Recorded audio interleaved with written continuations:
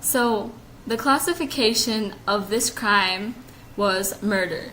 And because it was a murder, that means that it is a felony because it carries a punishment of more than a year in prison.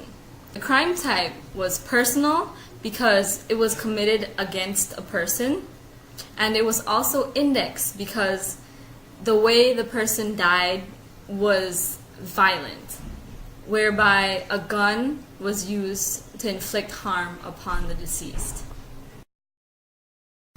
The elements of this crime was the actus rea, where the man shot the taxi driver, the mens rea, which was specific intent, because the man had an intention to shoot one particular person, or there was causation, of course, because the act that caused the harm was the infliction of a gunshot wound causing his death.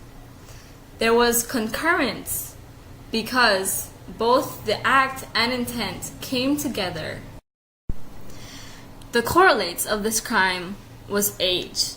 The perpetrator and the eyewitness were both classified as young men, meaning that they were between the ages of late teens, which is around 17, 18, to early adulthood, meaning there was aggression because the perpetrator had been recently released, according to eyewitnesses, from unemployment, and education also played a major role in this crime because the perpetrator was said to have been a primary school dropout, and therefore, with a low education, he would probably not have been able to secure a job.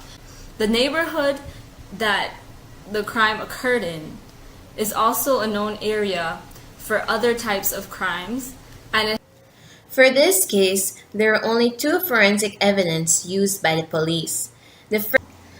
So, in terms of the theories, the source would be classified as a secondary source since it was not gotten from the actual perpetrator or eyewitness. In terms of reliability, the information is reliable because the source has been a practicing attorney for many years and he handled the case personally. In terms of validity, it is absolutely valid since you can verify it with other sources such as the actual case file and the trial proceedings.